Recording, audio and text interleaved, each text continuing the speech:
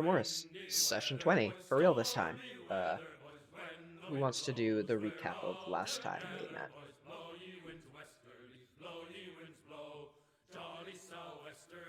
I'm struggling to remember now. It was a little while ago. Um, I guess Here we the go. recap of where we've been We is are less important outward than the bound for plan for what Kingston today town with is, a so we can do that in heave-ho, lieu. and we'll heave the old wheel round and round. Good Yeah, I did the morning, recap. The last time we ladies set up, we had to all. call it a little And early. when we But I did the get to recap then. Kingston, I can paraphrase that recap Mm, go again, I for it. think. Um, Mostly we ended up investigating the strange angular building in the middle of that weird storm of resonance on an unmarked island. Um, before finding, talking with, and eventually working out uh, a solution regarding the trapped supernal entity that apparently was there and had a destiny to consume the world. Though we didn't want to just leave it in its cage or like in its prison, we didn't think it'd be great to just let it loose to like wreak havoc. So we uh, it kept its prison secure, but also cut off a little piece of it to maybe see if we can't work out another solution in the future. And that piece is currently housed within Wake. Meanwhile, Anselmo and his passenger just got up to some mischief with the crew, Mm, feeding off of them uh, yeah, by sort dredging of up Ah, yes. old memories. creating, yeah, like a melancholy in them.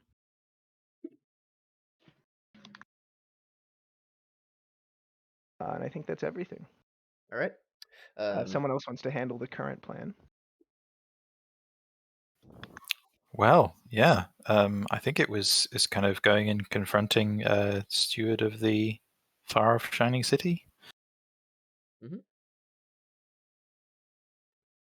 Yeah. If I remember correctly, from the divination I did, we won't be held in bad regard for not bringing back the servant. And they're not planning to kill us during this meeting, although, things can change quickly, but at least it's not. Divination revealed they're not openly hostile to us yet. Mhm. Yeah, Uh, I'm being a little bit meta here, I suppose, but I feel like we've um, as players and player characters have made a decent effort to find out information. I don't feel like the impression I'm getting isn't that we need to be going in with a whole bunch of like contingency plans and things like that. Like this feels like it's going to be a meeting and a conversation, uh, probably a dramatic one, and probably a revelatory one, but not something that we can really do a lot to narratively prepare for. Mhm. Correct. Fair way to put it. So yeah, I feel like we're in a pretty good position as a troop, as a cabal to sort of know where our heads are at, know what our relationships are about, and have some of our own motivations. That I think we're kind of ready to have that confrontation. Um, Mhm. Okay. Yep. And I know that there were also some things character wise or character spotlight wise that we wanted to do before, sailing past the "Are you sure you want to advance the story?" Dialogue prompt. Namely a small conversation with a new passenger that Wake has. hmm Uh, yeah, if you want to do that, I think last time we set up a sort of a oneros scene, right, or a Neros Yep. scene, right? So set the scene for me.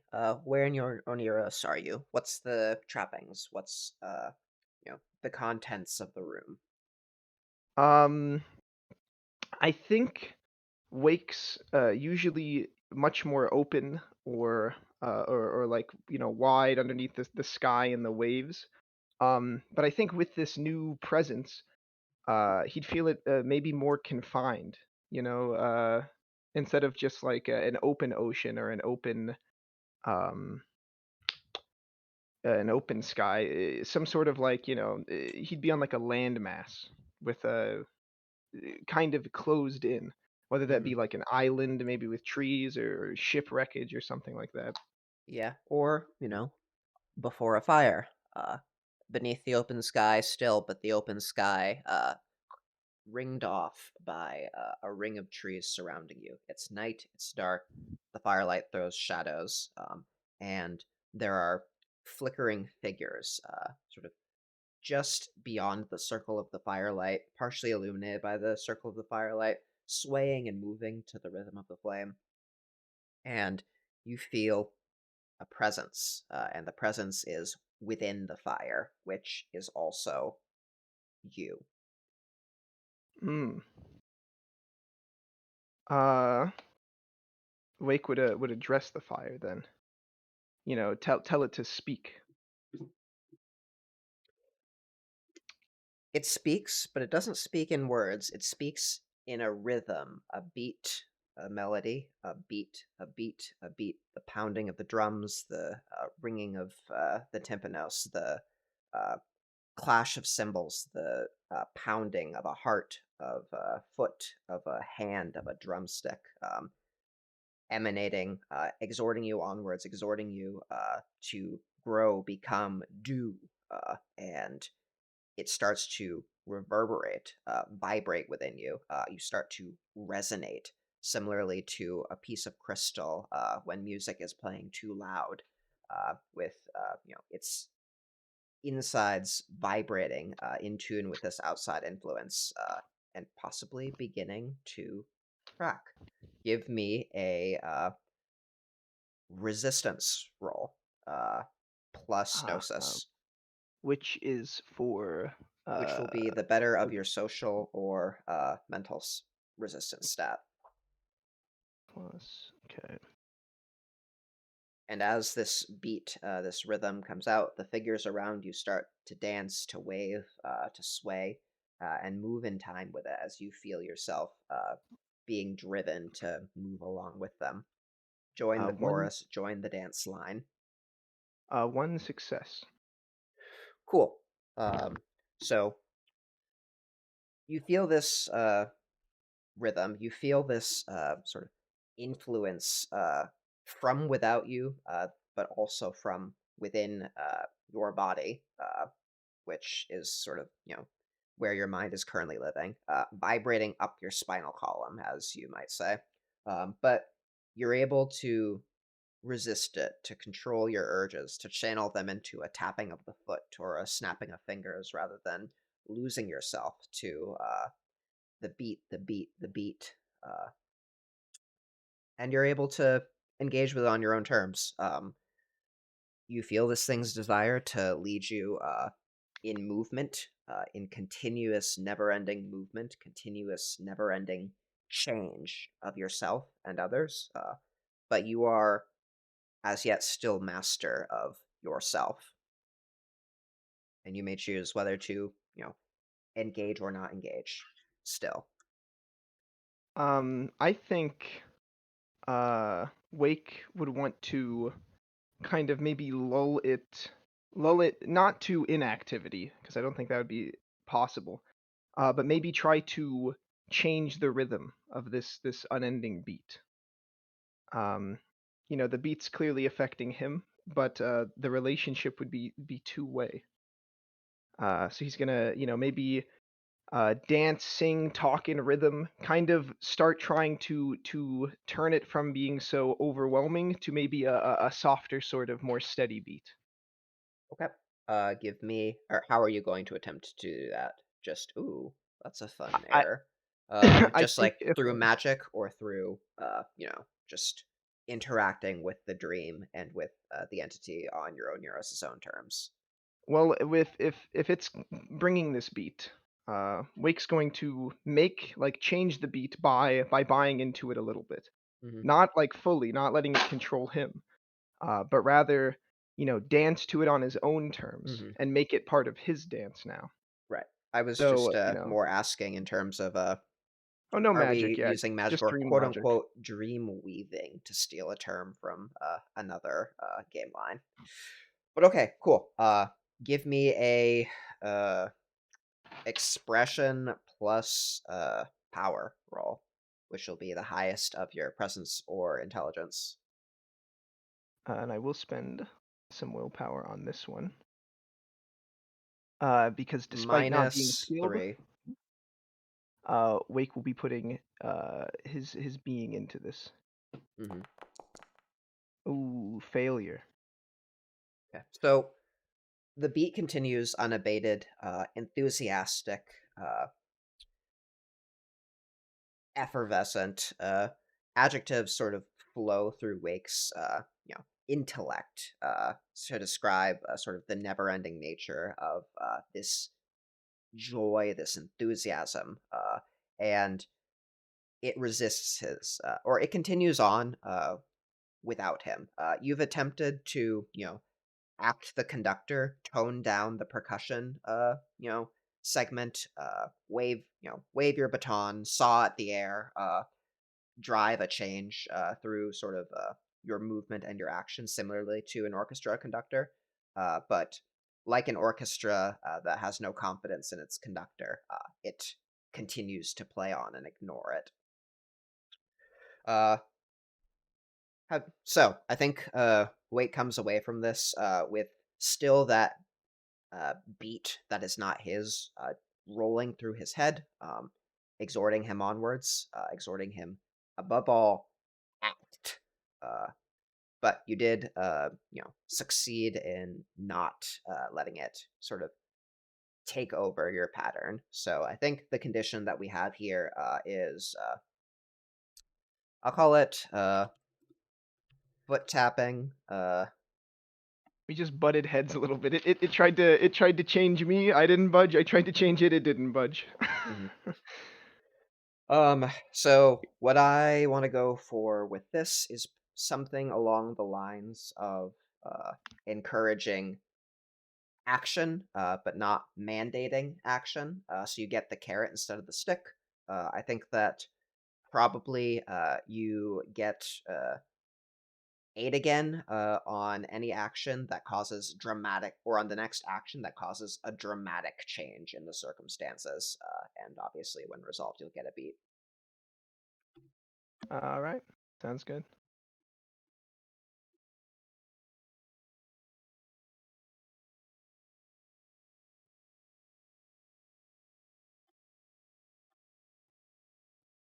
There we go. Cool.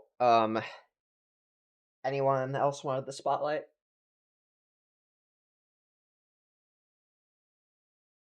No, I It think does. I'm good.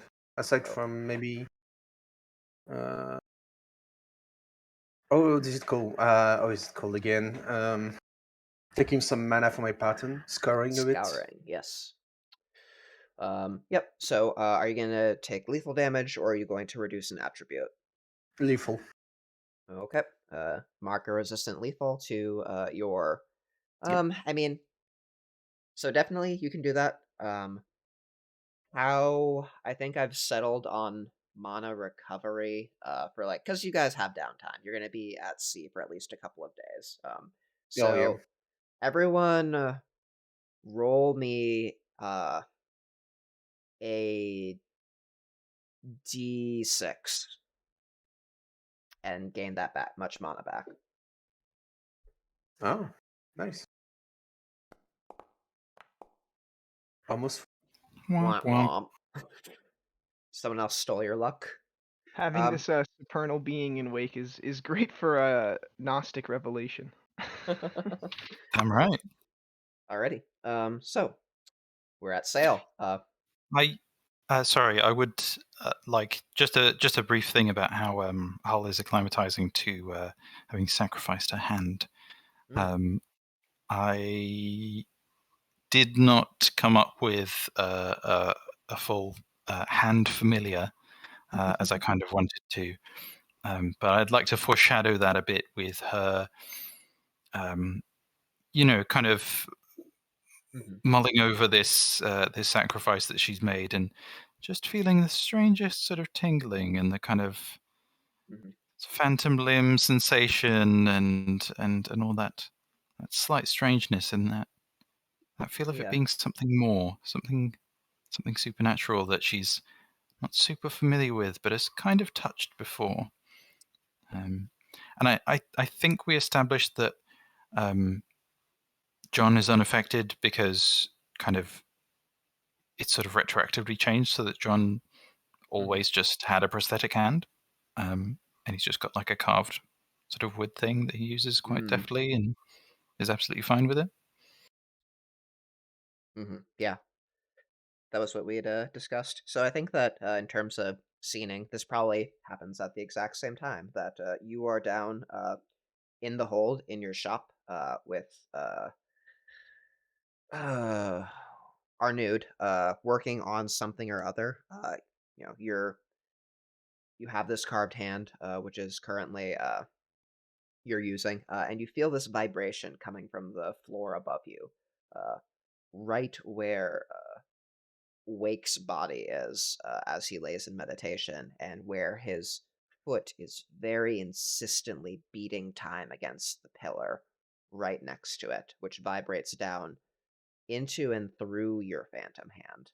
Uh, and it feels obviously different, but there's something there sort of experiencing that sensation as it passes from the ship through your new hand or through your prosthetic hand into you.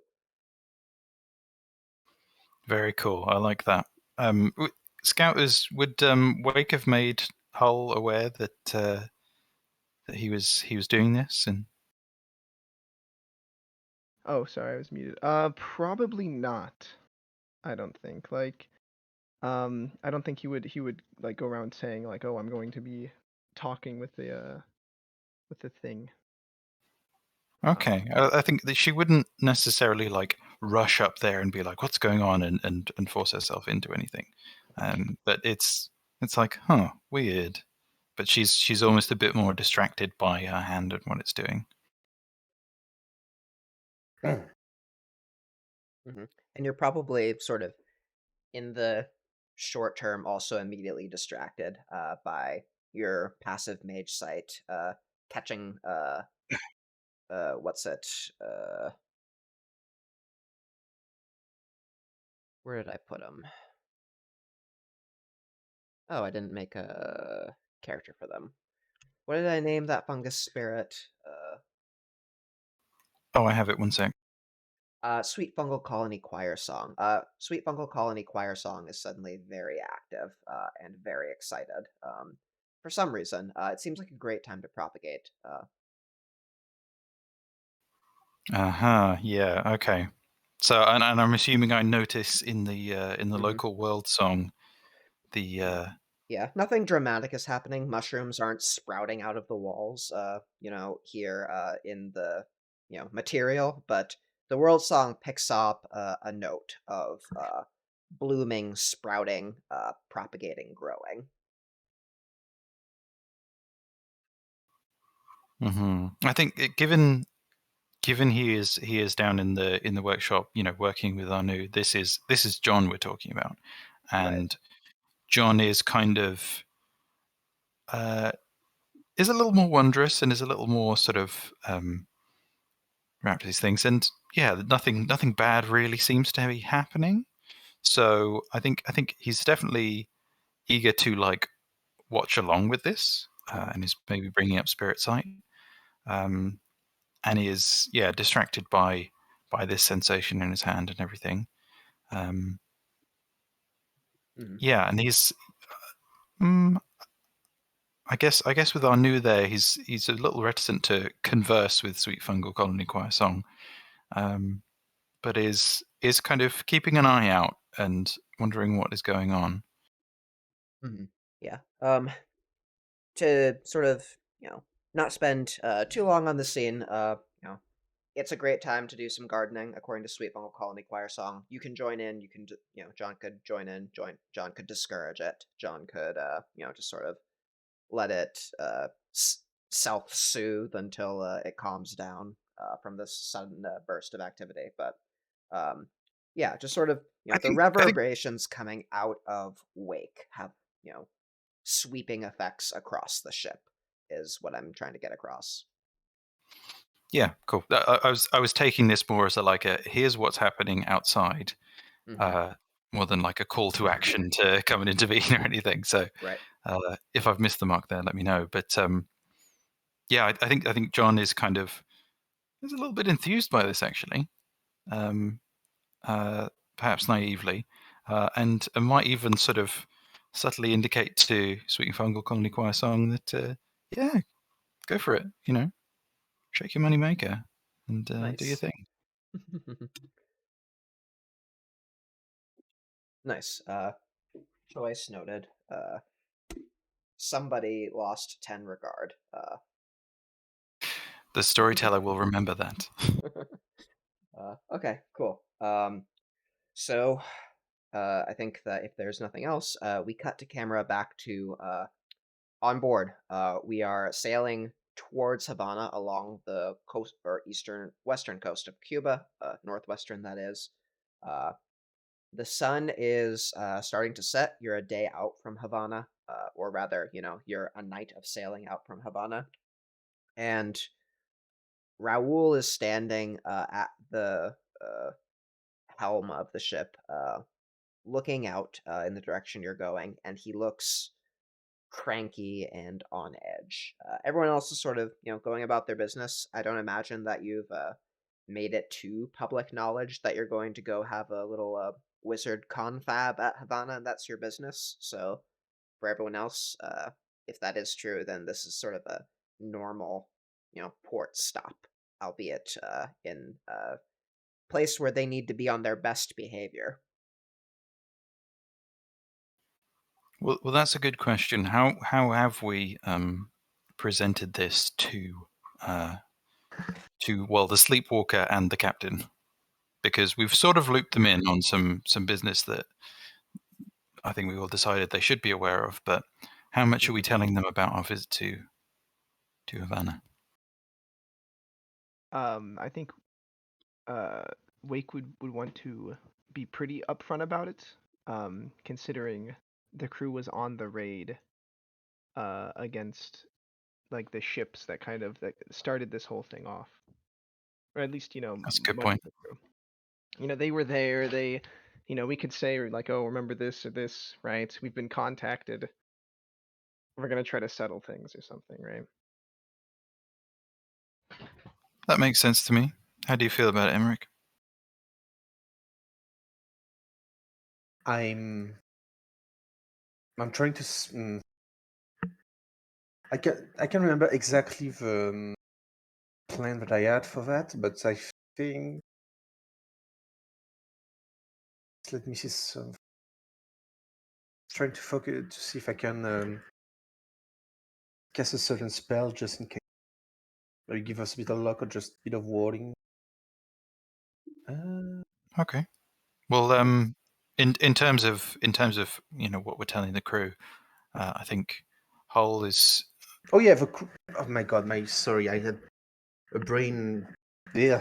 You're focused on magical workings. It's fine. Yeah. Yeah, but in terms of I feel like Hull would be very much be on board with telling Raoul and Balthazar something. Oh yeah, of course. Yeah. Maybe not the whole story, and then advising on how we present this to the crew. So But I Havana don't is think she'd stand in the way of what Wake would want. I think she would be okay with that. It's that kind of fits. We're coming to sort something out. It's related to some of the stuff that we all partook in. Havana is Spanish control, right? It's Correct. Yep.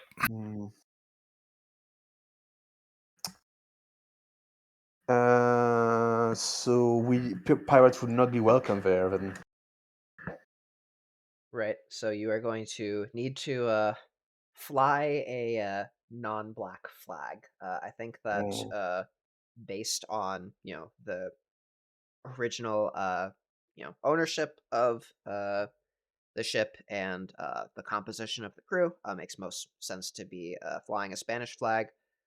Once told about this trip, Raul can make the arrangements to pass off as rainbow flag indeed. Pass off as normally as they can. Forge some documents, create some authentic looking bills of lading, that sort of thing. It's not the biggest steal in the world, but it does require a higher degree of caution.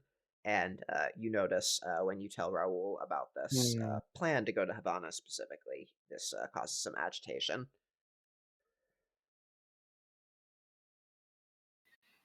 Okay, and I Maybe take we should he not. is. I don't think we should Go ahead. go with the crew at all. Now that I think of it, we should both passage on another ship, and this is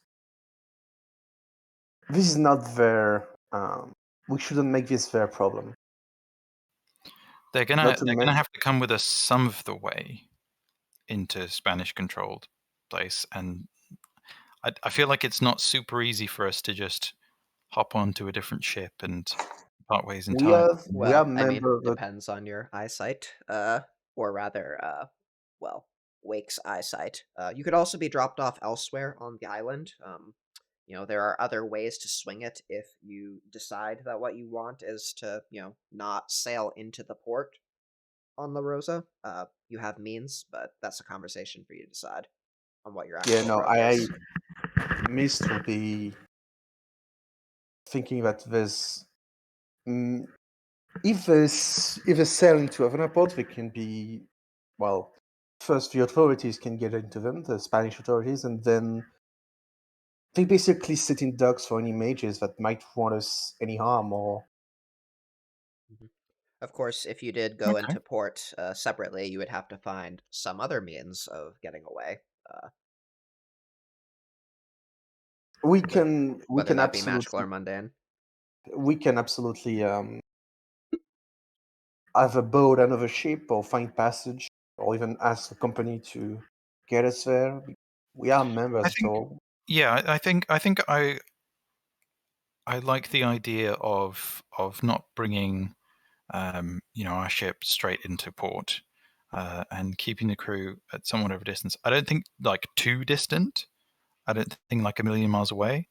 But like you know, dropping us off somewhere around the island and staying out at sea. Um, so they take us to the island, but they they don't then just leave, sort of thing. So they're not going into port, but they're not going to the island. If you see what I'm saying. So I'd be fine with that, and like then having some other way, making some other way to our meeting.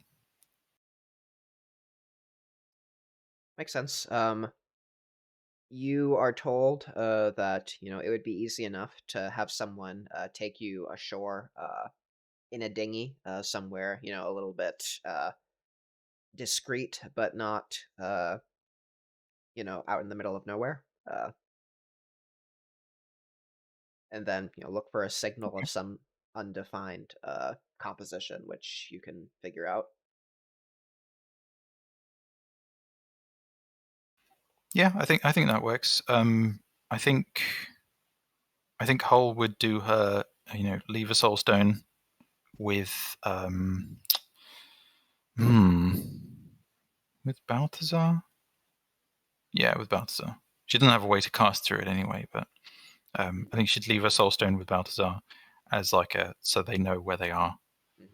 Um, Balthazar, gravely accepts this important duty. I think he probably has some sense of, how important the Soul Stone is, sort of mystically, because he's it's definitely noticed. Yeah. this special object that Hull carries around. And he tells you all to not do anything dumb.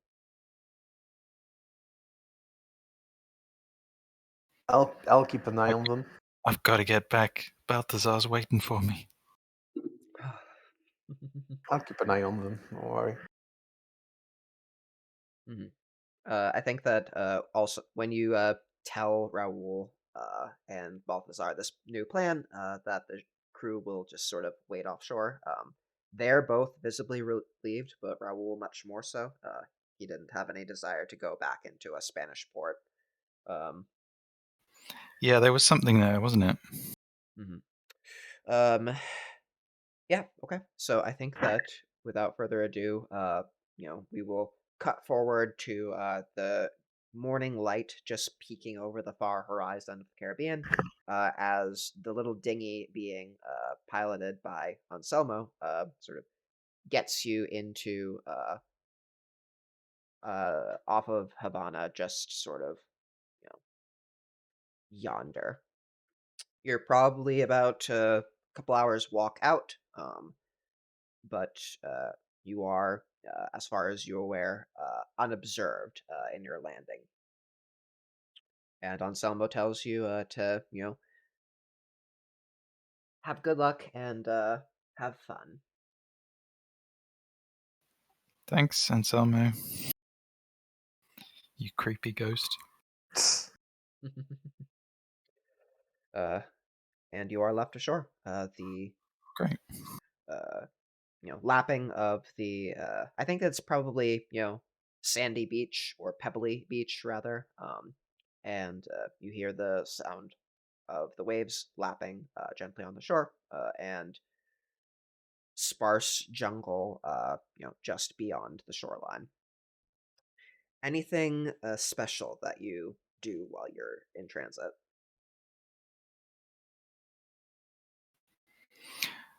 Whole, having given her soul stone to Balthazar, and as they're being sailed away on this dinghy by a possessed man,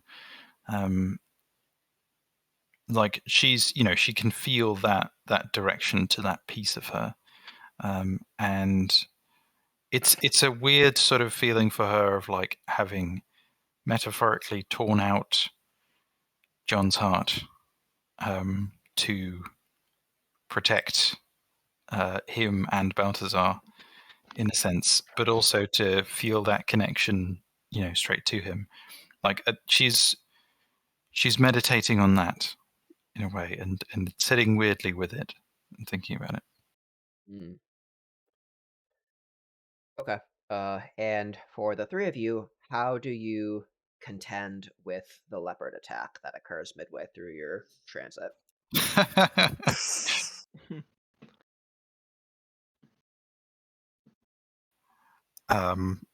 I mean, It sounds like you're distracted. yeah, I'll leave that to the other two to have their first reactions then. I think Wake would charge in. I've got a lot of conditions, right? Wake. So I was already gonna say that getting off the boat. Wake is like standing straight, almost has like an energy, right? Like Mhm. he's not really sitting still. Yeah, so So maybe it turns out that when I say leopard attack, it wasn't the leopards attacking; it was Wake attacking the leopards, or or perhaps startled by the leopards, and decided to take matters into his own hands. Okay, cool. Give me I a guess I guess he'll try to he'll try to scare so off the leopards then, right? when you Like say leopards, like,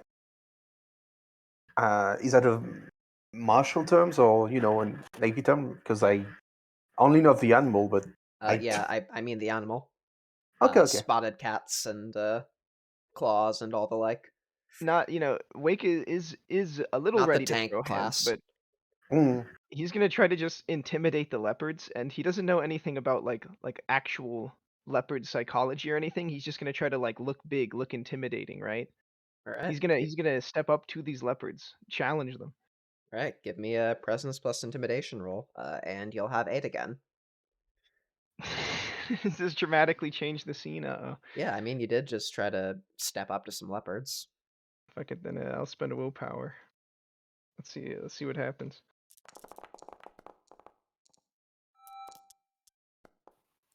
Holy crap. That's How many 7. are they, by the way? Just one Oh, or? indeterminate number. Holy fuck. Yeah, but so that's an exceptional success. Everyone is sort of immediately startled by Wake, like screaming, like waving his sword around in Yeah. the air to look bigger, shouting, and sort of leopards just sort of leap out of the brush where they had been laying in wait, and just bum rush past the two of you before you even noticed that they were there. And I think that everyone gets back a point of willpower Nice. as Hell yeah. they're both, relieved. You're all both relieved that there are no longer leopards tailing you, as far as you know. But also, you have been shocked into large pumps of adrenaline by Wake. So we'll call that combination a willpower. Wake is smiling with the adrenaline, like, whoo, thought they could sneak up on us. We're now doing like a kind of cool team walk now, with Wake kind of leading in beast mode, and just like we're all swaggering along. Mm-hmm. And eventually, you swagger your way into settlement. You're on the western edge of Havana, probably a little bit sweaty, a little bit tired from the walk, unless mitigated through other means. But you are in civilization again. From the, I'm not. Let's see. Oh, I think I might have this scene for this. There we go. So this is upside down. I think that you all came in. So the side that you all are on is the eastern side presently, and you're probably around, here. Yeah. So here-ish. Actually, no. Yeah, you're all the way up here. Don't mind me, just playing with the cat toys. So as you enter into town, what you see immediately above you on the western edge of the mouth of the river leading into port is the large, towering stone walls of the Castillo de Moro, a very picturesque fortress guarding the entrance to Havana Bay. And matched on the other side of the entrance to the bay by another fortress. This one, less picturesque, but more imposing, squat, dark stone, and parapets and cannon roosts, sort of projecting, power and control over this entrance into, the fertile Bay of Havana. Below you, buildings in sort of the yellowish stone of the surrounding geographic formations stretch out. The city is bustling, humming. It's filled with people and commerce, and has a vague, vibe of both peace and industry to it.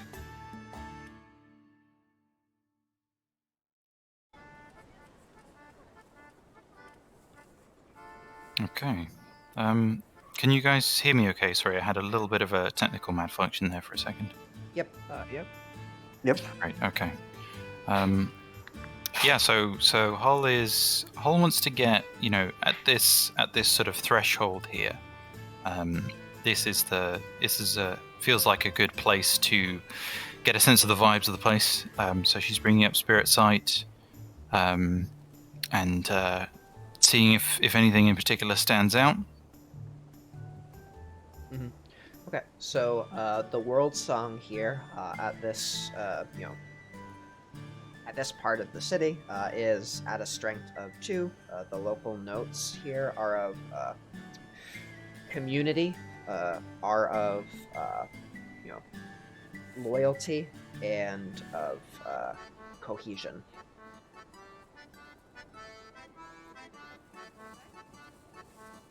looking around in Spirit Twilight, you don't see any spirits.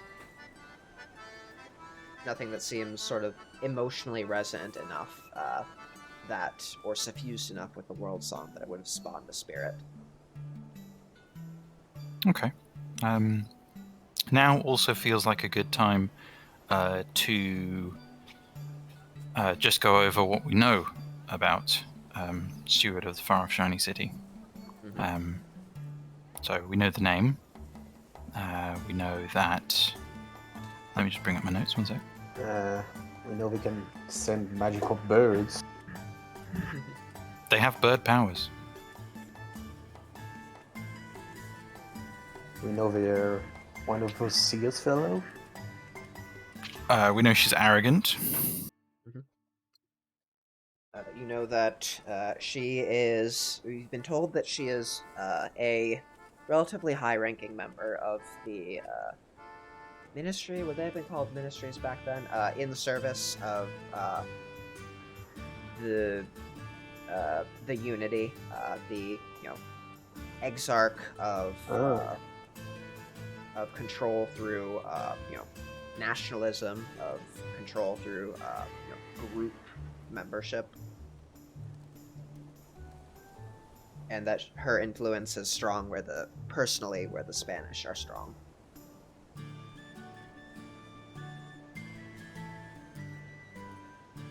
Anything else? Okay. I don't think we have that much information about her other than that. Yeah, it was pretty tough. And your invitation directs you to the fortress San Salvador de la Punta. No, sorry, wrong landmark. The Castillo de la Real Fuerza, which is a castle, which is close to the Plaza de las Armas.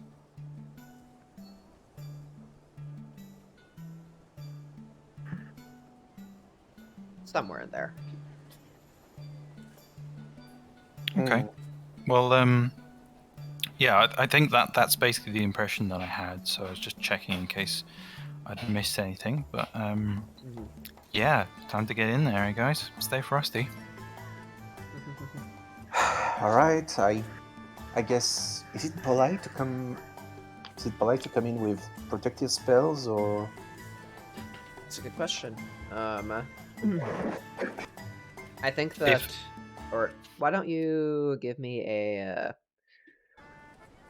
composure and socialize roll? Yeah. And I guess draw your sword. Oh, what? I draw my swords? No. Oh, Yeah. why did I draw my sword? Okay, that's. Because I clicked on the icon. Yeah. Okay, so. Yeah. So, I think based on Dalian's sort of interactions with other wizards and picking up social niceties, you don't want to come in sort of laden up in armor, wearing a flak jacket and bulletproof vest and all that jazz, but I think most wizards walk around with a spell or two on them.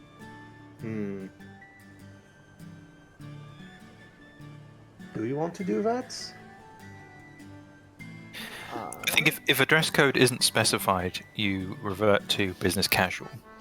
So I think if you've got a particular spell that you want to prepare, or if you want to have your mage armor up, I think Not that might be particularly both of yeah. But like, if we come in with like bristling with stuff, that's going to be another story. Is there something that you wanted to prepare? I think maybe a simple like info gathering spell would be all the thing Wake would maybe want. Like, maybe just something to augment the regular senses, not like super major, right? Don't want to come off as too like paranoid. I feel like either fate protection or time protection spell. I think if you wanted to cast a fate spell on all of us, yeah, I think a warding gesture on all of us would be nice. That's a great idea. Yeah, sure. I'm not gonna make you roll for it. You can cast it easily, or try again until you do. Okay. All right, 1 second. I'm doing. Is that the correct place to put this? Whatever. No, it's not.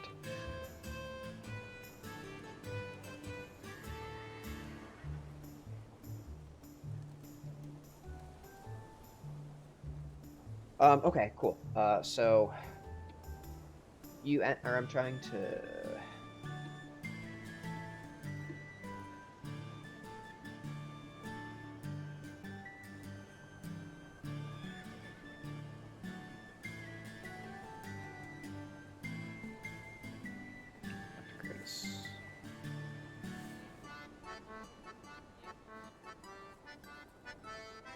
Anyway, so I'm just gonna drop a link. You make your way to the Castillo. It looks like that.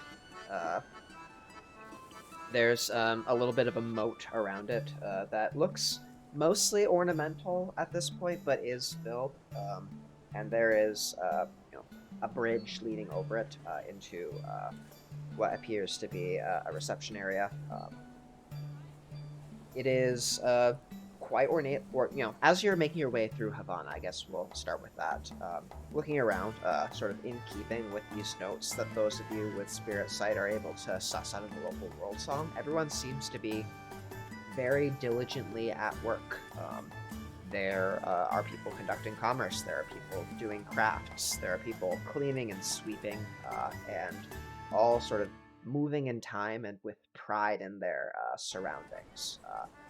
And you don't see very many people lazing around to enjoy it. You don't see very much in the way of, relaxing in the square or in the park or, hanging out somewhere not doing something to better sort of the community. It feels very much like being in a, colony of particularly happy-looking, pleasant bees. But the streets are clean, the food smells delicious, the sun is shining, and there's not too much to complain about for a material, or from a material perspective, from what you can see, at least at street level. You approach the Castillo, you enter into the antechamber, and you make your introductions, pass your letter, and this gets you, surprisingly surprisingly, what's the word I'm looking for? Unsurprised reaction from the secretary, I guess they would be, who is here. Receives you graciously, takes you to a waiting room, which is slightly within, slightly deeper in. Your surroundings are plush. The chairs are very comfortable. The artwork is exquisite, showing scenes of Spanish conquest, of the glory of the Spanish crown at sea and at land. Scenes of the subjugation of the New World and spreading the glow of enlightenment in the form of friezes, paintings, rugs, that sort of thing. And you have a minute to chat. Seemingly unobserved. Mist is gonna look at all the art, civilization, and opulence and be a bit dumbstruck. Like, I don't think he's ever been into such a fancy place himself.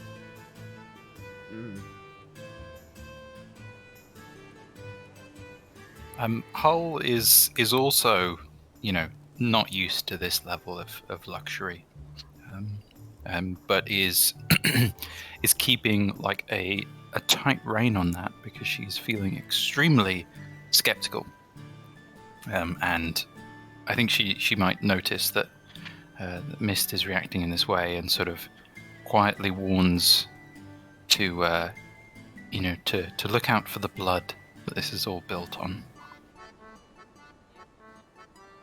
Yeah. All right. Pascal, for his part, is looking extremely out of place, both with his usual presentation, and also his restlessness a little bit. You know, this place seems a little bit more in repose, I guess, or quiet.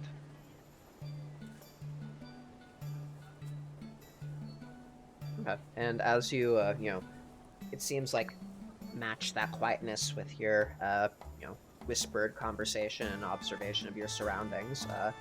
You hear a voice, not booming, but legible, clear, and you know, penetrating, I guess is the word. The kind of voice that you would hear through a loud din or from across the room at a party of chattering folks.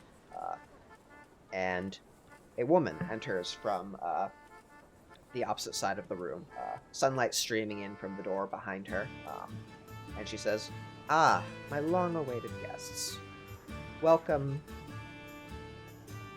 to the seat of Spain in the New World."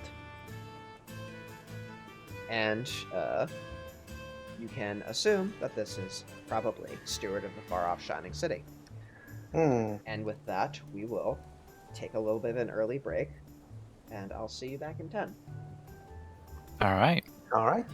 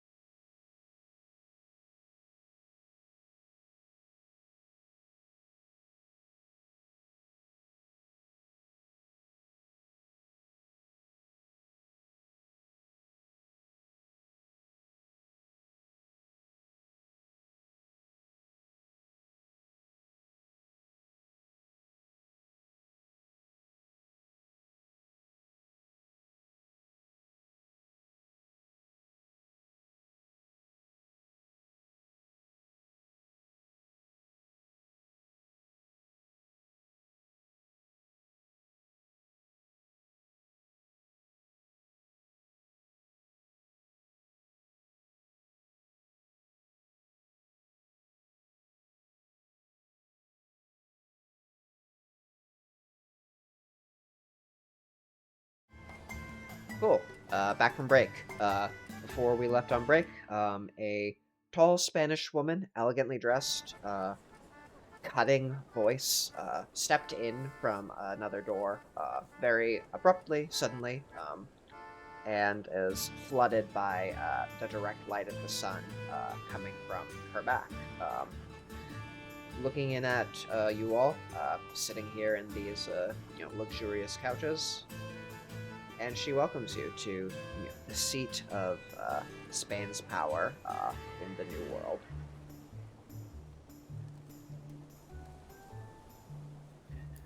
Hull is going to address her by presumably her shadow name.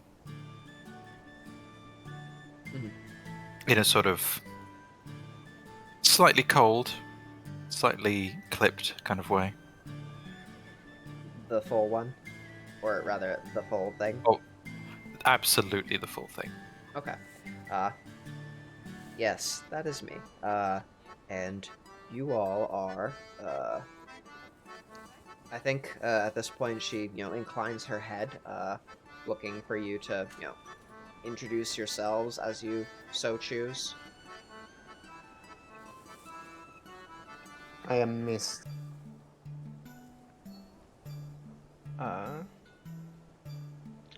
Wake would introduce us. Wake, yeah. And Hull just speaks her shadow name. Just Okay. Hull. Well, so lovely of you to finally answer my invitation. I hope that the weather treated you well. And she turns and, bids you come with her to her drawing room. The path takes you out onto a balcony, sort of on one of the upper floors, leading along the edge of the fort, overlooking the city. The shining sun baking atop the rooftops, the residents industriously going about their business, and all overseen benevolent, or hopefully benevolently, from the heights of forts such as this one, a symbol of authority and power and control within the busy beehive of Havana. Eventually, you are brought into a drawing room, which is somehow, more plush than the last, despite, not being stuffy. The art is tasteful and, resplendent of the glory of authority, but the artistic theme of this inner, sort of more private space is less focused on Spain, the nation, and becomes more abstract scenes of control and of building, of direction, and the glorious heights of a community unified. You get the sense that this is the more private expression of sort of her philosophy. There's tea set on the table. A servant comes in to, set out a spread. Tea is poured, snacks are laid out. If you choose to partake of them, they taste lovely. And she gets right to the chase. As you're all seated, she says, "I've asked you here because I'd like to learn more about who has my employee in their charge, since she went missing to us all those months ago. How is Georgia?" Unrecognizable. Mist will look at her like trying to gauge if she's serious, or if she really cares about the quote unquote employee. Oh, truly, has she gotten pale from whatever, safe hole she's bolted up in?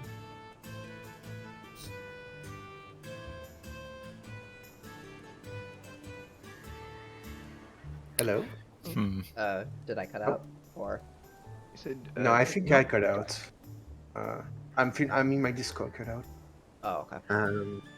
So yeah, I was asking if Miss can try to gauge her sincerity.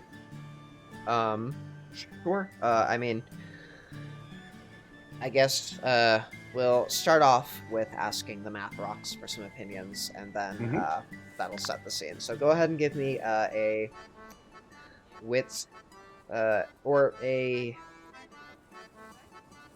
manipulation and empathy roll.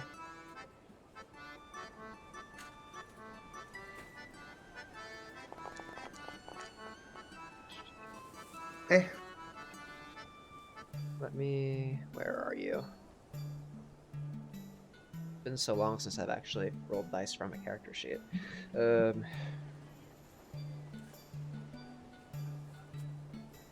Oh, she's got her own sheet. Yeah, I know.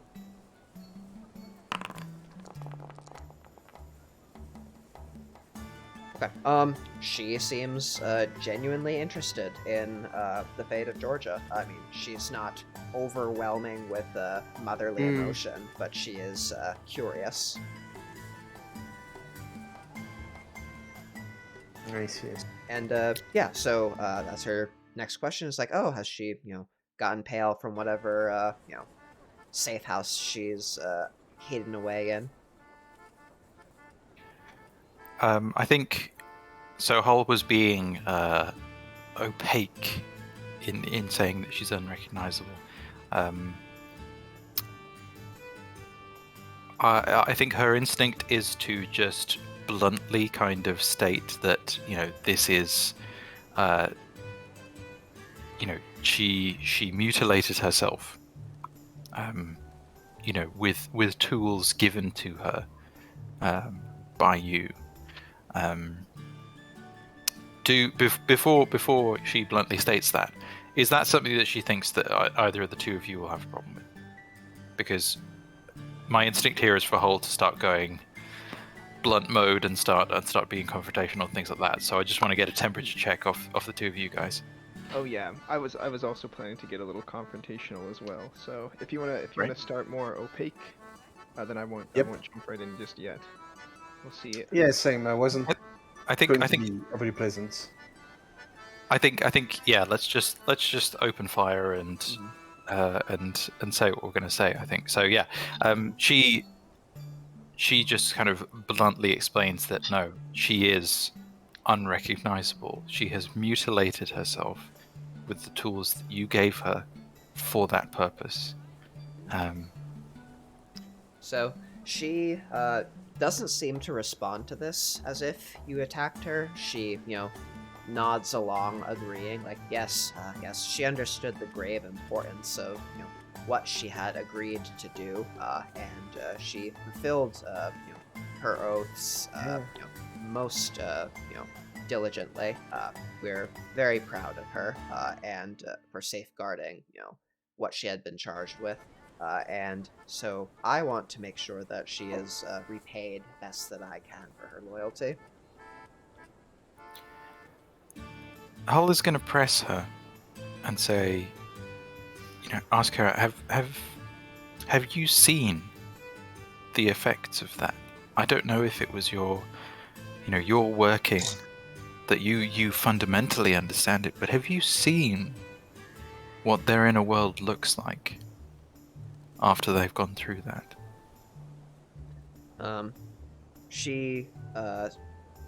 She thinks for a second when you specify inner world. She understands you to mean the Oneros, the inner sort of astral soul level. She thinks, she says, no, I don't think I can't say that I have, and I haven't looked inside of Georgia's or I hadn't looked inside of Georgia's Oneros at any point. Seems a bit private, I think. Well, that's too bad. There's a trove of information, both past and present. And Mr. just gonna allude to, we have access. I might know something, as an encounter. So. Oh, that's good. Yeah. Yeah, you're just gonna try a bit of manipulation and subterfuge to, Oh, so you've plumbed your own secrets from from delving into her. I can't blame you.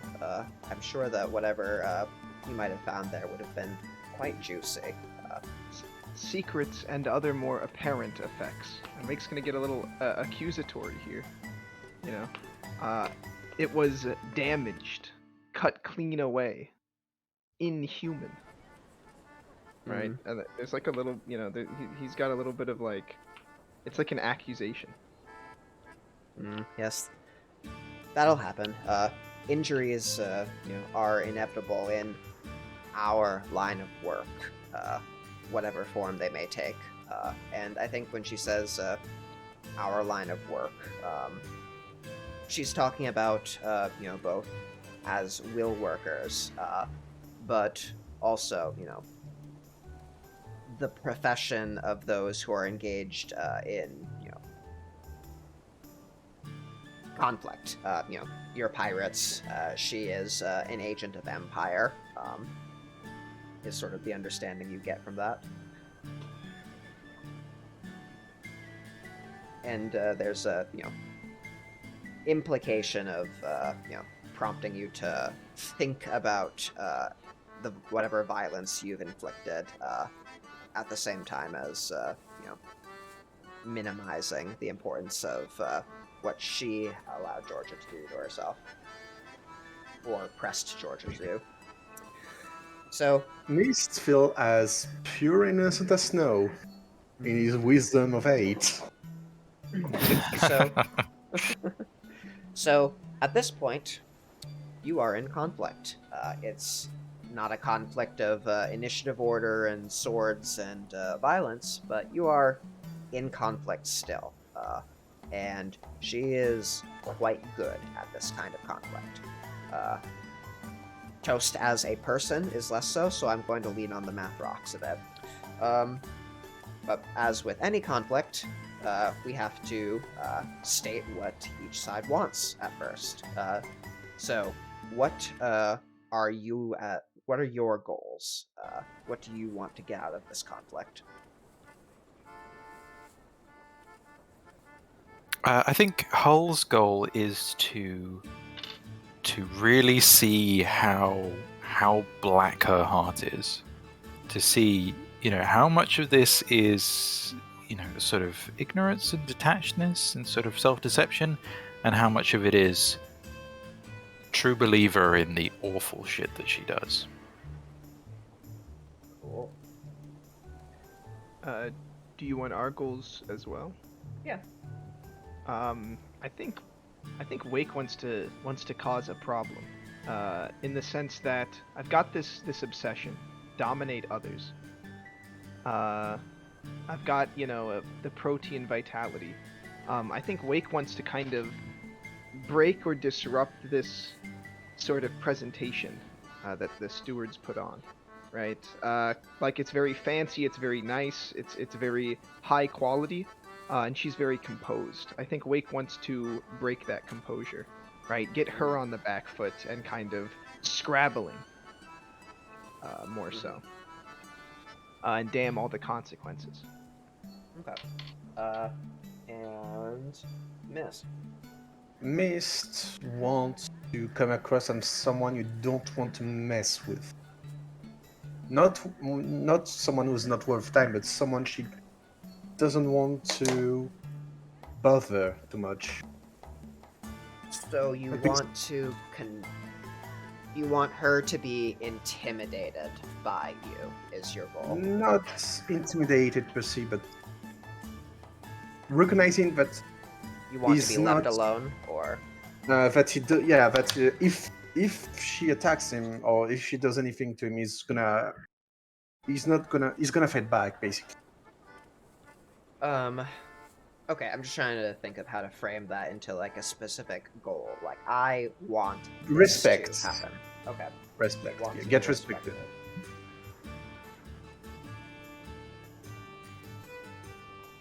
Okay. And for her part, Steward of the Far Off Shining City's goal is to plant a seed of doubt that your path is the correct one, or your vocation, affiliation, activities. She wants you to feel some amount, any amount, even the smallest amount of doubt in yourselves.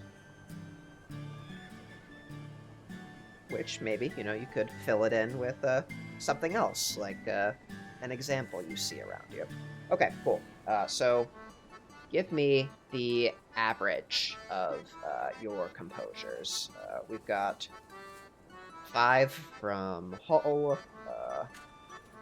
4 from 4 me. from Mist, 2 and from 2 from Wake. 6, 11 divided by 3, about 4, rounded up slightly. Yeah, sure. So you have 4 doors. I think we're going to... Alright, so here's how I envisioned this going. We're loosely ripping off of the dual arcane rules. Each round, we're gonna, flip back and forth between you and her. You can either take an action to socially defend yourselves, defend your resolve and your secrets, or you can take an offensive action. Your defensive action, you can only have one, defensive action up at a time, and it'll, stay until it is encountered. For an offensive action, you're trying to open up one of her doors, make some sort of maneuver, whether that be, trying to catch her in a word puzzle, or overwhelm with force of personality, or try to, something of the sort. But every door you open gets you closer to your goal. Every door she opens gets her closer to her goal. And you have the first go. I think I could probably set up a defensive action. Oh. Wake Oh, is and no before we start, I probably should sort of have led with the fact that your peripheral mage sight sort of perceives an effect of some sort on her. Hull recognizes that it is a prime effect. Okay. Just Wake sort of have that out there. is absolutely no stranger to people throwing their weight around. And to be honest, he doesn't actually see too much difference from, doing it fancily and with clever words versus just, full-on brute strength. And so he's going to try to undercut, he's going to be like poised and waiting. Anytime she tries to mention something, or fluff up the language or add a seed of doubt, he's going to like straight up undercut it with a good knowledge of like the political reality of the situation, Okay. So he's gonna focus on just straight up subverting all of her claims, or like, maybe even sometimes interrupting her to like just dismiss them out of hand. Okay. And I'd like to use politics as a skill. Yeah, sure. Give me a presence and politics roll. Yeah.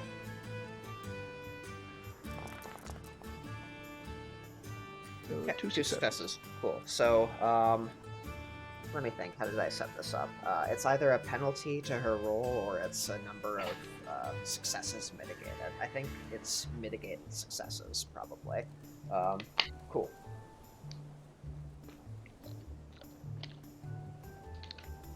All right. So her go. Her first tactic, since Wake is sort of, being at the ready, but waiting for her to, speak before he responds, starts with an explainer of, where you are, actually. She explains, to you Havana. She tells you its story, starts in a little bit of the history, and how at every step of the way, the people of Havana, the natural geography was enhanced, was aided, was cultivated, and made safer, healthier, better, more joyous For whom? by the sort of actions of her and those like her, how they were stewarded, and so this is a role she's going to make probably presence and expression for her. And That's also pretty much the point that Wake would make as well. The for whom, thinking back to that one of that first spirits that we ended up meeting on that island, and the ways that people have been negatively affected. okay. So you have 2 successes that you've mitigated with your defensive action. Unfortunately, she still succeeds, so that is a door that's opened. You don't necessarily have to believe her. You can still, or rather, you don't have to believe her that it's for the good. You can obviously still think to yourself, yeah, but for whom did you make it better? What happened to the people here? What happened to anyone who dissented?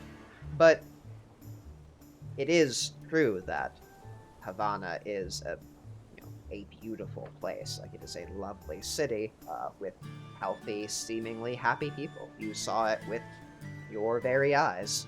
That is true, even if, obviously it was entirely for selfish reasons, and maybe not everyone actually benefited from it. There's probably a pile of bodies. But still, the people you saw are happy. So that's down to 3 doors.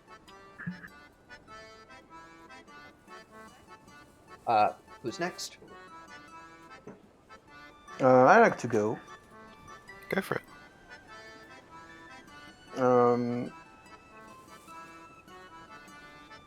Yeah, it's just gonna explain that this little paradise was built basically on blood of indigenous and slaves.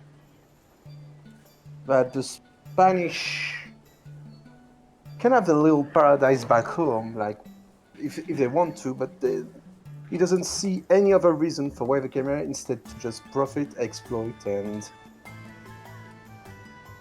basically live a bunch of playing all your Van Vow while being more cruel than even animals would be. Okay. This sounds like...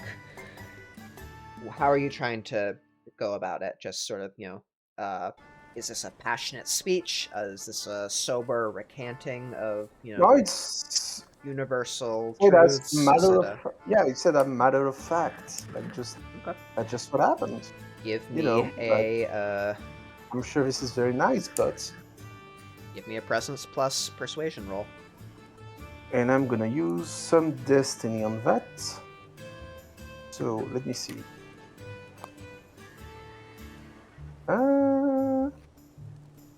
First, I'm gonna spend a willpower, and I'm gonna get the road quality on that one. From what? Is there a condition? I have forgotten all of your conditions. From destiny. Destiny. Cool.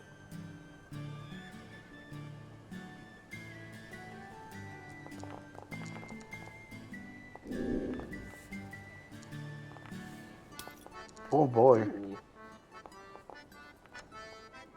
Oh my god. Hell yeah. Nice. Wow. But still not exceptional somehow. Oof. Yeah, that's a success. So your sober accounting, sort of, she's nodding along, and she is fully agreeing with everything you're saying. Yes, a lot of people did die.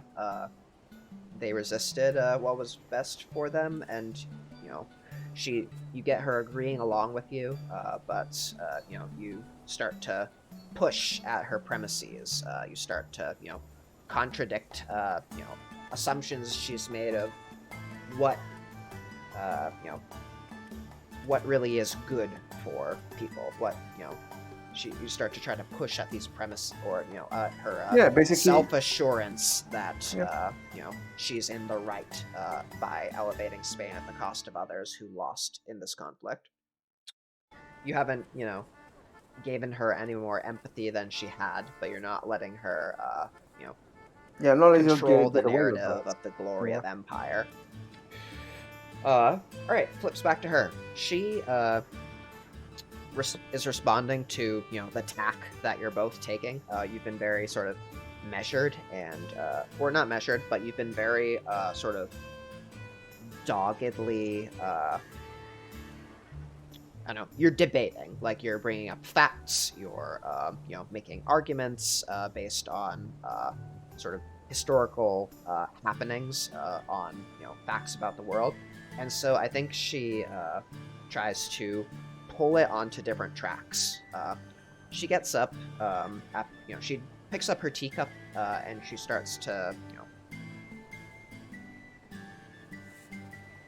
actually, so she goes over to the window, she sweeps out an arm, and she tells you that the glory of Spain, of nations, not just Spain, is what leads to the state of the world that we have today. By unifying, by bringing together disparate powers that are distributed, human potential that's distributed. She sees with her own eyes, the heights that this has achieved, and so she is fortifying her, resolve by this. She is taking a defensive action. So this is a poster and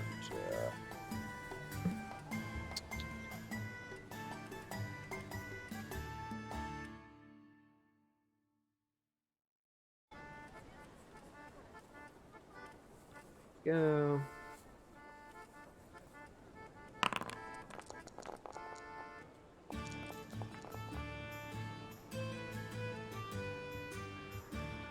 Oh, that is not Dalian.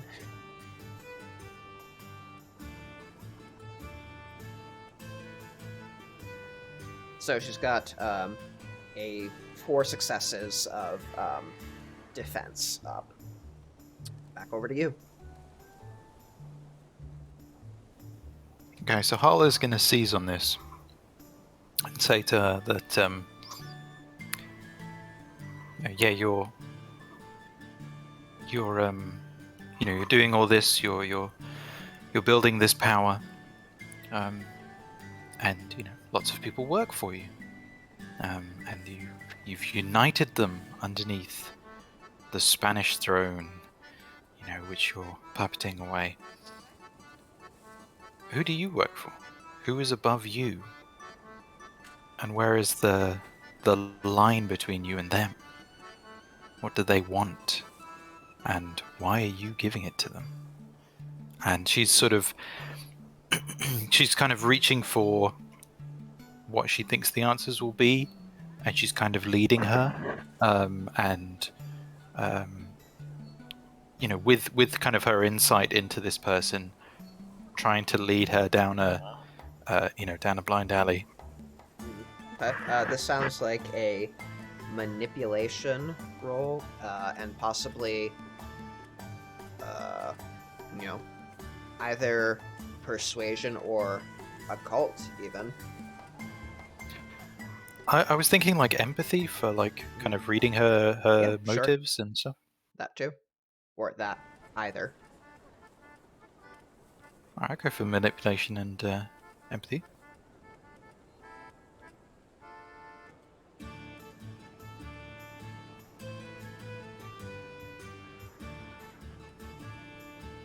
Can I spend a willpower as well? Sure. Looking at those 4 successes behind them.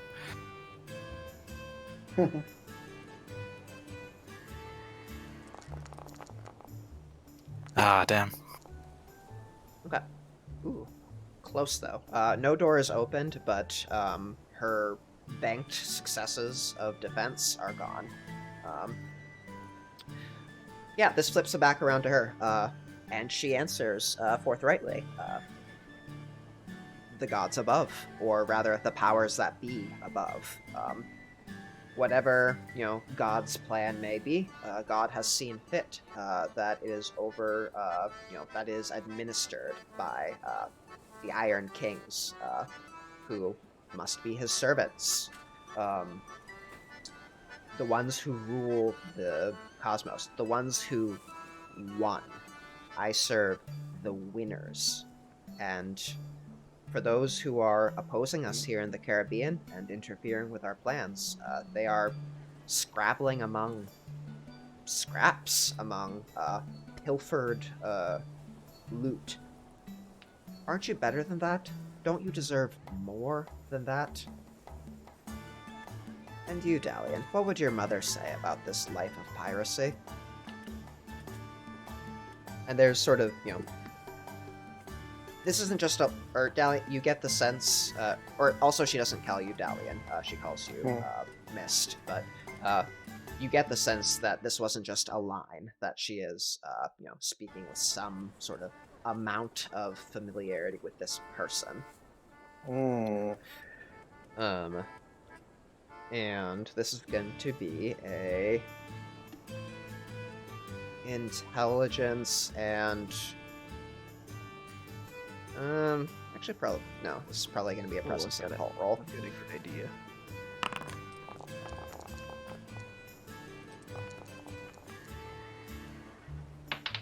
Okay, so for exceptional, I will say... I would normally say that that would ignore a defensive trait, but that doesn't, matter because you don't have a shield, quote-unquote, up at the moment. So instead, I will say that that gives Dalian a condition, which is nostalgic. It'll be similar to Spooked, but you'll get a beat the next time you do something reckless in pursuit of information about your past. Okay. I would like to cover for Dalian, kind of Wake leaning forward. Yeah. I don't know. What do you want to do? I want to turn this question back on her. She's saying, "Don't we deserve better?" I want to ask her the same question, effectively. And kind of, I want to undercut her by, she's throwing her weight in with these tyrants, these exarchs. But she admitted even earlier that, in our line of work, sometimes, things get damaged and broken. So I want to kind of ask her the question, how long until you end up in the same way, you and your shining city? Till Havana is cast aside, right? Sometimes in this line of work, things break, right? So, Wake is gonna want to turn that on her, right? She's throwing her weight in with this idea, with this kind of group, with this method of interacting with the world. And Wake wants to kind of drill in, this is what's going to happen to you, You and your city and what you've built will end up, like Georgia. So it sounds like you're trying to, paint a scene of biblical apocalypse and be quite expressive about it. So let's call this a presence and expression roll. We do not. It's just a group doors for the Cabal. Okay, so how many do we have left? 2. Yeah. Could I paint it more apocalyptically with intimidation instead? How many doors does she have? You do not know.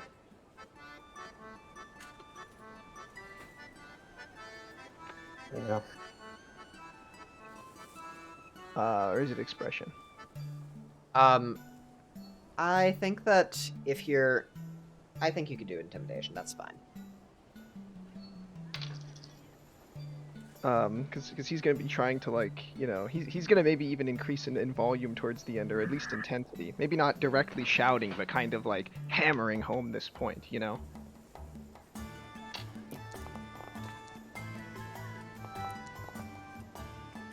4 dice. Okay. Yeah.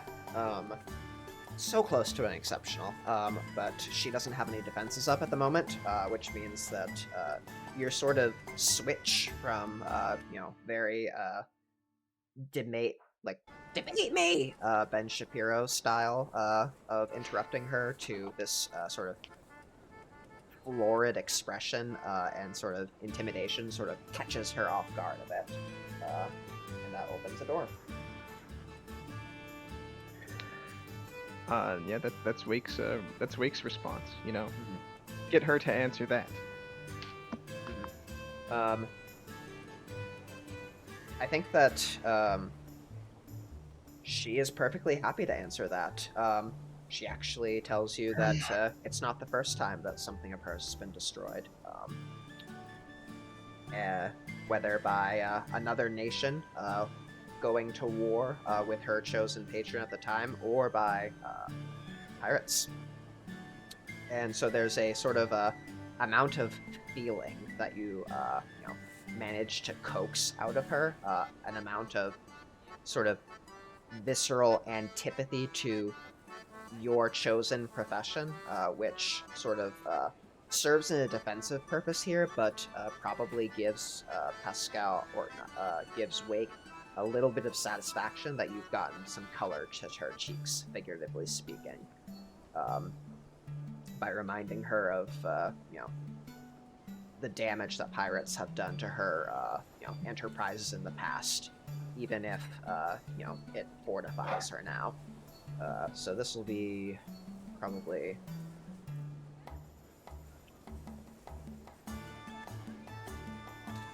He's not going to be as good at this, so we'll see how it goes.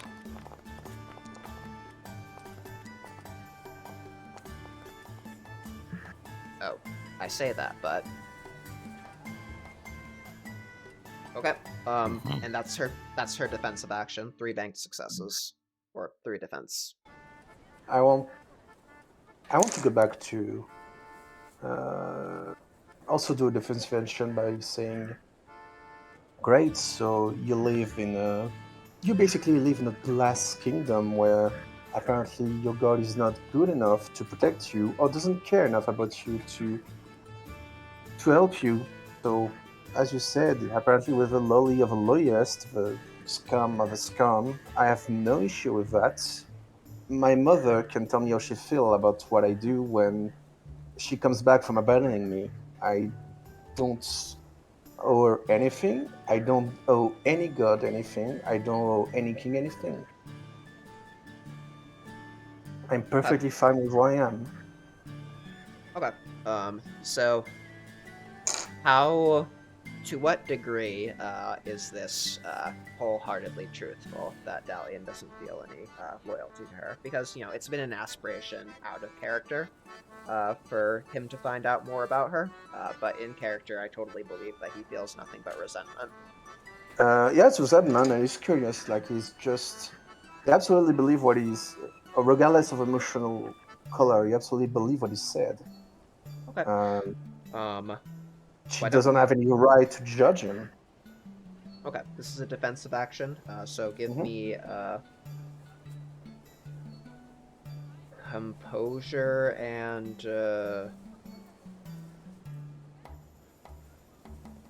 composure and resolve. This isn't really a skill. I mean, empathy? Yeah, sure. Just show us, Same dice pool, but yeah, it's same dice you're right. pool. Empathy for yourself. Yep.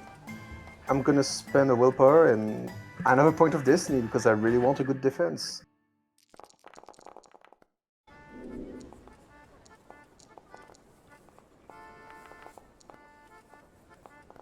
Ooh. It's still rolling dice for me, so okay, cool. Oh, god damn it. Something. Wow. Cool. So, for her part, she goes on the attack again at this point. Alright,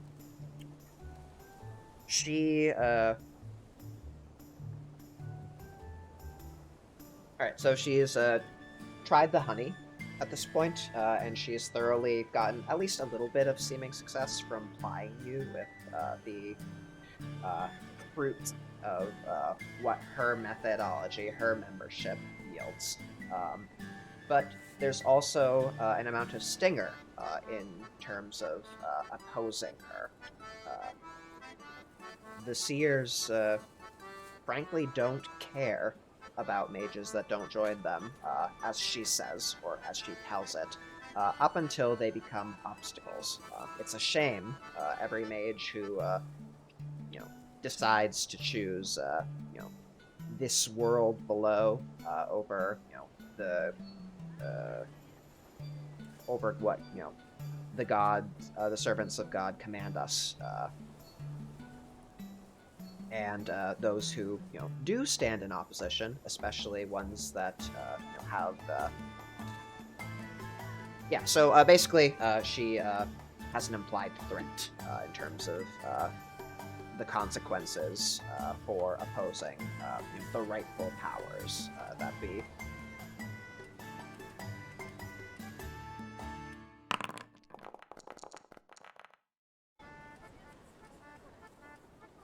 Two.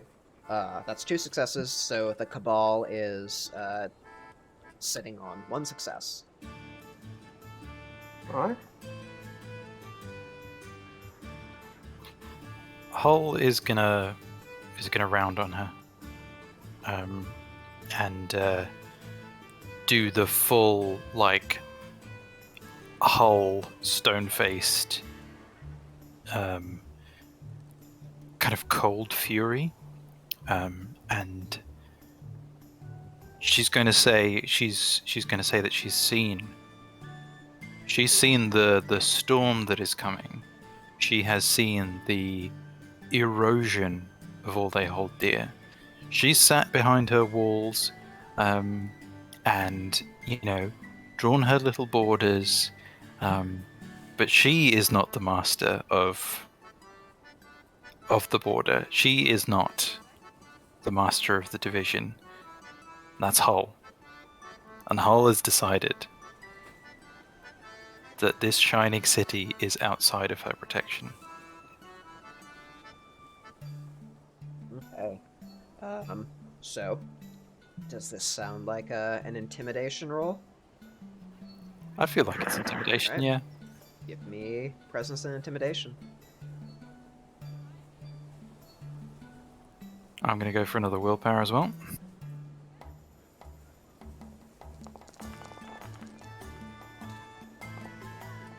I just want one exceptional success, come on. But alas. Alright, that does sort of chip away at her resolving herself. And so she launches into sort of a renewed attack at this point. And she starts, I think, arguing the particulars of, we're getting into, we're getting out of talk of geopolitics and morals, and we're starting to engage in spats over the mystical, since you're starting to lean into your shadow name and lean into sort of, what all, the meaning that your shadow name entails.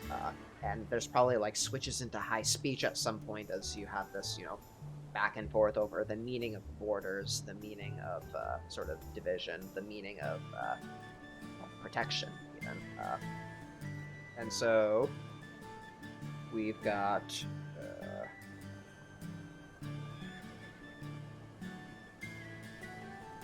another willpower to spend.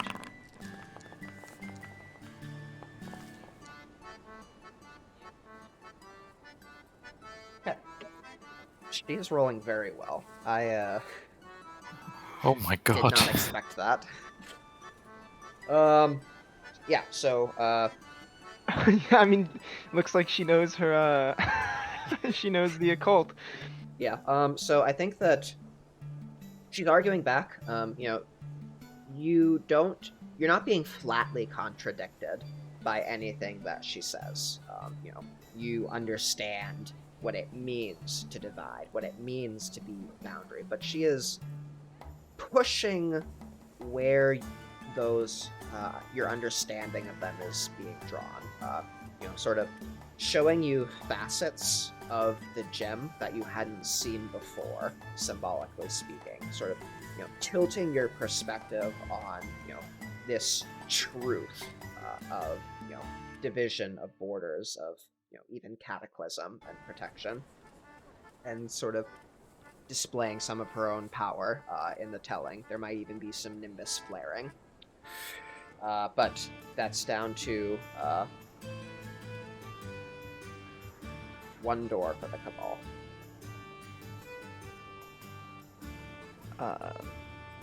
Who goes next, right? Has it You been? tell me? You. I think, yeah, because we've been rotating a little bit. Ooh. do I go for defense or do I try Yes, no I think defense. defense. She clearly has more knowledge, individually than any of us. But Wake knows, like any crew, our cabal is stronger, for working together, right? While she might have, individual rulership and knowledge of this stuff that we hadn't considered, our, perspectives combined is going to remind us why we're here working together on the same issue. So I'd like to, kind of refocus our cabal on the reason we're here together, on our goal, not to get distracted or turn away, kind of like, just upping our resolve. Reaffirm.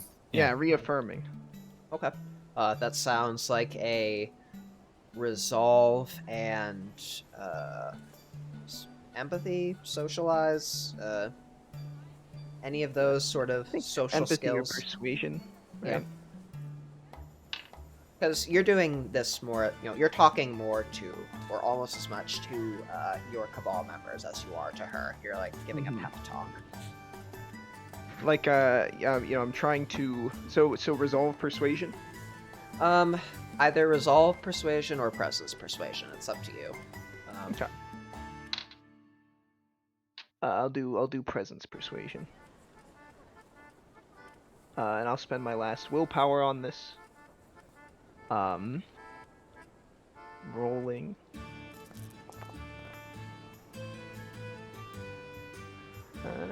Two successes. Dear.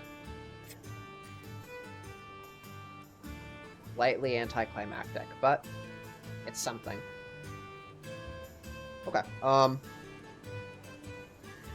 Yeah, I think that for her, she kind of smells blood in the water at this point, given that you've decided to give each other a pep talk mid-conversation. That's usually, a sign that there's something there. And she starts to try to poke at your trust in each other. Sort of, if you, so much of, your ability to succeed in this extremely high stakes game, in the life and death stakes that you're engaged in, relies on each other. What happens when the cabal needs to break up? What happens when someone's obsessions takes them far beyond their ability to help the others? What if? And so there's there's sort of a, wheedling, probably. And she's playing definitely more off of, fears than actual argument. So this will be an expression roll.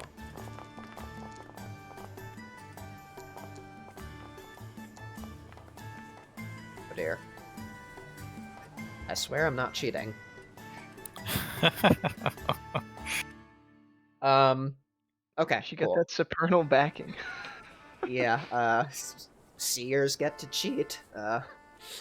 And apparently that extends to Foundry Virtual Tabletop. How many exceptionals has she gotten so far? 1, 2, I think it's the third or fourth. 3. Yeah, 4. God Okay, damn. well, that opens the last door. However, you did open, 3 of her doors? I believe so, yeah. Yeah, which almost got there. It was close. Just the dice weren't in your favor today. Anyway, yeah, so that opens your last door. You got most of the way to her, so you get some of what you want, and she gets all of what she wants. For the 3 of you, I'm not going to model this as a condition, but I'm just going to say that there's a bit of doubt. I mean, whether it be sort of, your aching bones from your, weeks of sleeping in hammocks, and sort of how nice the thought of a comfortable plush feather bed would be, or whether it be sort of, the loneliness of the sea at night, or whether it be sort of looking over, an empty larder as the ship is on a long voyage, or the smell of blood after a raid that turned violent. There will be moments where you think to yourselves that maybe there is a better way. Maybe this isn't the best for me. However quickly that thought is dismissed, it's there. For the part of what you get, Wake, you definitely got to break her composure. She's red in the cheeks. She is arguing. You sort of prodded her into, heated, expression of her magical self. You got to see her nimbus, her immediate nimbus, even. For Mist, yeah, you definitely got an amount of. I mean, I'm not going to say that she respects you, but she understands that you know your stuff, that you're not a pushover, and that you haven't had the wool pulled over your eyes by sort of the glimmer. And for Hull, I think that you get the sense that there is you get the sense that she's not a prelate. You might not necessarily know what a prelate is, but you know that there is a very high degree of self-interest, rather than oppressive divine revelation to her actions. That for Steward, Steward is number one, and a lot of this is in service of that. Even though part of being number one means altruism and glory and care. It's selfish altruism. I think Hull is maybe a little bit kind of shocked, I guess, a little bit shaken at like the depth of that sort of black-hearted self-interest. Like she doesn't feel like she found the bottom, Yeah. So how the interview or how she directs the interview to end is that the the teacups are either cold or empty. The pot has run dry. The cakes are either eaten or crumbled from frustration or idle toying. It's a scene of a tea party that's over. She gets up, she smooths out her dress, and she says, "Well, if you decide that it's time, or I would like for Georgia to come home, and so we can take care of her and her her family, her next of kin, her parents. If you decide that it's time for her to go home as well, I would take it as a favor, which would be repaid with a kindness and service in kind. You know where to find me. Thank you so much for coming. Alphonse will lead you out. Or Alfonso, sorry. Alfonso will lead you out," and she rings a bell. She absolutely doesn't remember his name. Yeah, I was more correcting the nationality. Oh, I see. Yeah, sorry. So she rings the bell. A gentleman or an older man comes in and bids you follow him back out onto the balcony overlooking the shining city of Havana.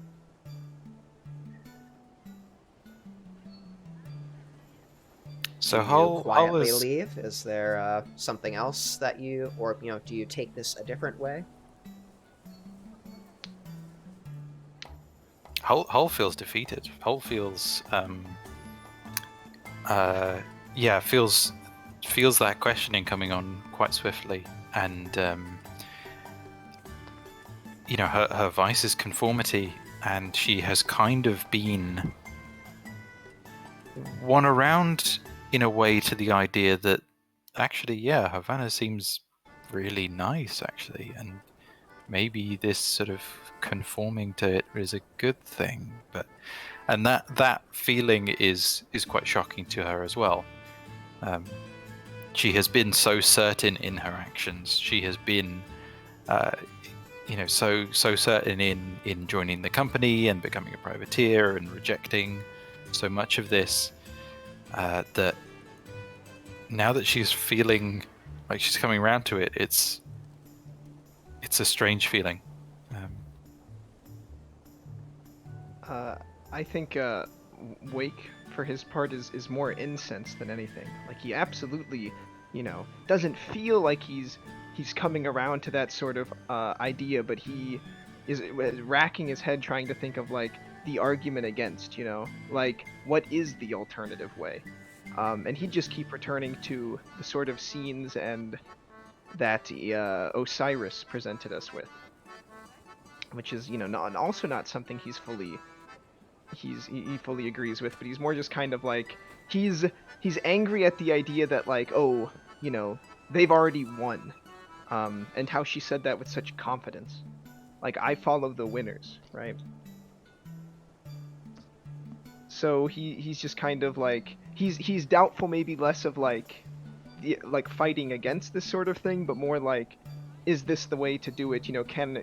Who can you rely on, sort of thing, right? Should you rely on the company? And probably through it all, as you're, as Wake is thinking of, like, arguments and arranging ideas and trying to, reconcile cognitive dissonance, there's that steady beat to ignore all that and do and act and beat and dance and dance and dance and dance. And it would be it'd be very comforting to just sort of, give up on trying to reconcile ideas or philosophies, wouldn't it? And I think that not only is the steady beat there, but from the megalomaniacal condition, it's not just, oh, stop trying to resolve all these ideas. It's like, don't even care about these ideas, right? Just do what you want to do, right? Take what you want, take all you can, usurp nothing, right? Maybe take what you can, usurp whatever you want. I don't know. That's something he's going to be thinking on. Yeah, have the sugar and the sugar plantation. Okay. So as you're sort of stewing over this, you are led out into the city. What's the plan now? You are pirates, able-bodied, somehow managed to get yourselves into a nice, cushy, prosperous city. Your fellows are offshore. What's the plan?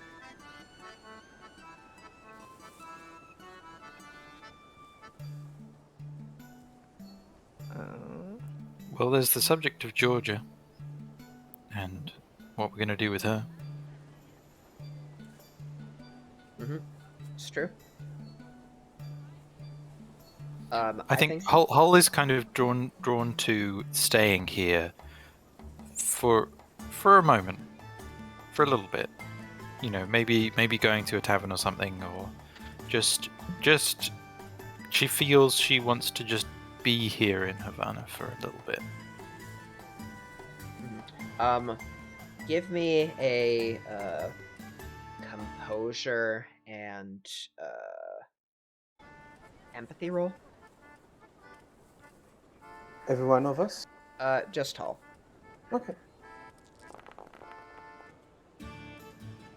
Why do you still have Georgia? Why hasn't she been taken back yet, plucked out of thin air? This is a realization that, you sort of have when you bring up Georgia. And it's not something that, immediately motivates you to action, but it's sort of a, like, little wrinkle that presents itself.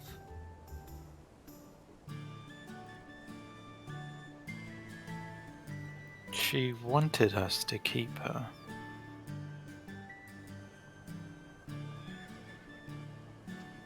Does she even want her back? What are you saying? Well,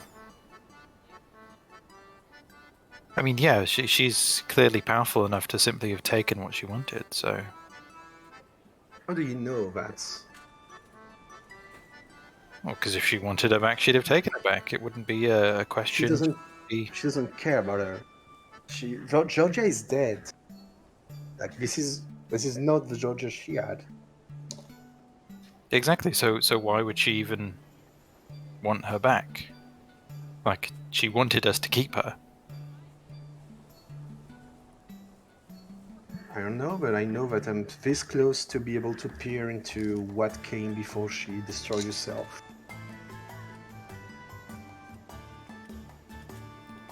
And Steward probably doesn't think you can. Too bad for her. Yeah, I mean, she doesn't. Steward probably doesn't think that you can, piece things together and find out. So that might have to be our angle. But yeah, Hull is suddenly very paranoid that they've been playing into Steward's hands here with Georgia, and she can't quite figure out why. But I imagine that you're not having this conversation in the middle of the street. So do you move to a boarding house? Do you move to a park? Are you leaving? Well, you said you were inclined to stay in Havana for the moment. Where do you end up? I don't know. I think Out of this fucking city. I think somewhere off the street, somewhere a bit quiet, where they can have a bit of privacy. But I think subconsciously Hull is Inside sort a of hay bale. Yeah, let's all get in a hay bale and huddle up, guys. Do an eagle jump off a building. No, like, in some kind of public house where no one's really paying much attention, and Totally fair. probably somewhere close to the port. Yep.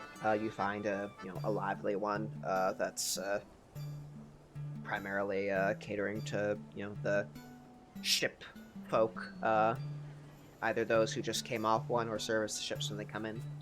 You have a table.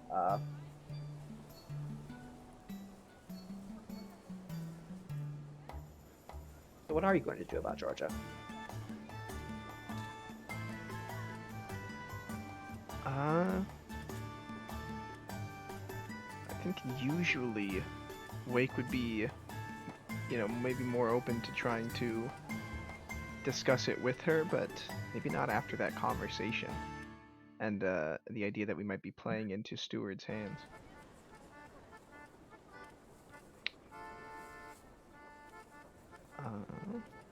Hull is still feeling a sort of maternal feelings towards Georgia, and is feeling protective. So I think she is worried that has been used against her, but she's not quite letting it go. And I think she is trying to convince herself that they can find a way to kind of keep and protect Georgia while also turning it round on the Steward.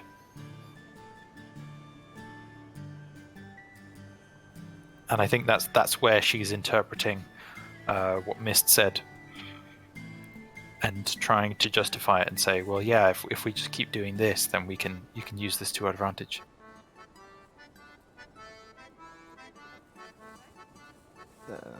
Yeah.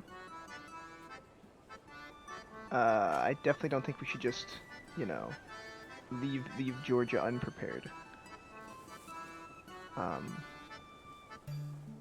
Or just drop her off somewhere. No. No, I think even doing that, or even doing what Steward wants and handing her back, I think Steward would be maybe a little nonplussed, and maybe a little bit disappointed, even if she got her back. But I don't think it would be a victory for anybody. Mm-hmm.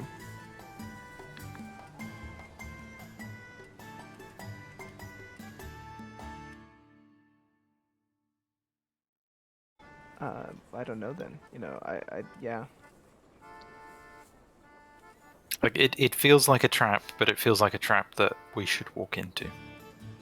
And let me take care of Georgia. I'm already taking care of her.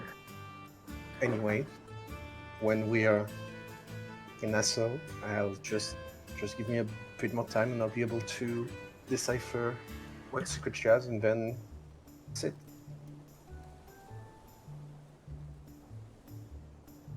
So you have your drinks, you have your food. I imagine that you're probably all sort of feeling the mood is sort of defeated, but I imagine that after some drink, some warm food, you're a little bit revived. The afternoon is whiling on. The sun is dropping towards the horizon.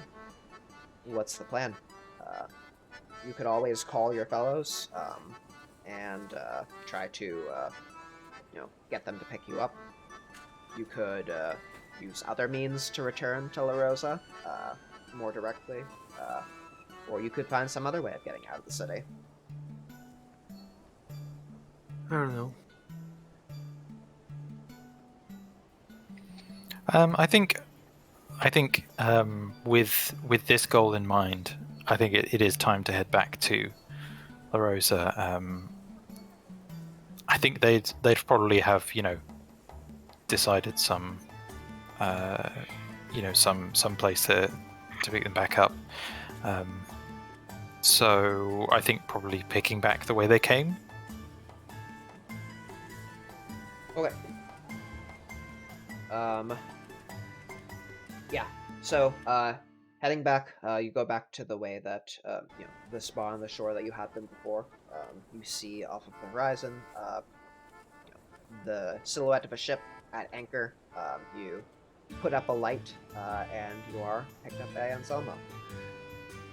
So, at the risk of being anticlimactic, I don't have a whole lot else in terms of things occurring for the rest of the session. There's certainly a lot for you to think over and decide, especially since we're sort of ending the season after this. So I think that you're back on board. You talked to Balthazar. Any decisions that you've come to? Anything that is communicated to him, especially with regards to Georgia?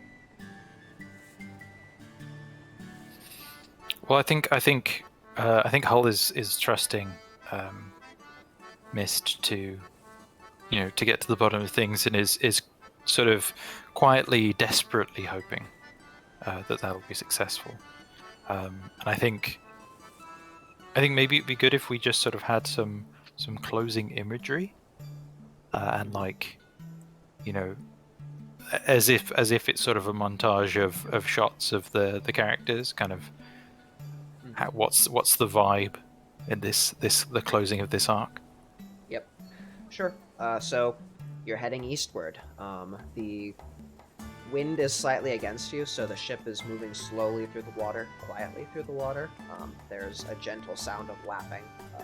It is getting dark, and you are all starting on deck. What is Mist doing as the camera or as the ending sequence begins? Probably looking at his writing and on the horizon. Yeah, the last of the light before a lamp needs to be lit, and for Wake. I think Wake is more he's going to be like kind of talking with another member of the crew, with like an intensity in his eyes. Like he is he's starting to like this isn't just like a normal discussion. He's like commanding this other crew. He's impressing on them. I think it's starting to sink in for him that they are like he might think that they're at like war now, right? I think he's shifting into that mindset. Okay, and probably as this is occurring, there is a little lump that the camera sees move underneath his clothing next to his right shoulder blade.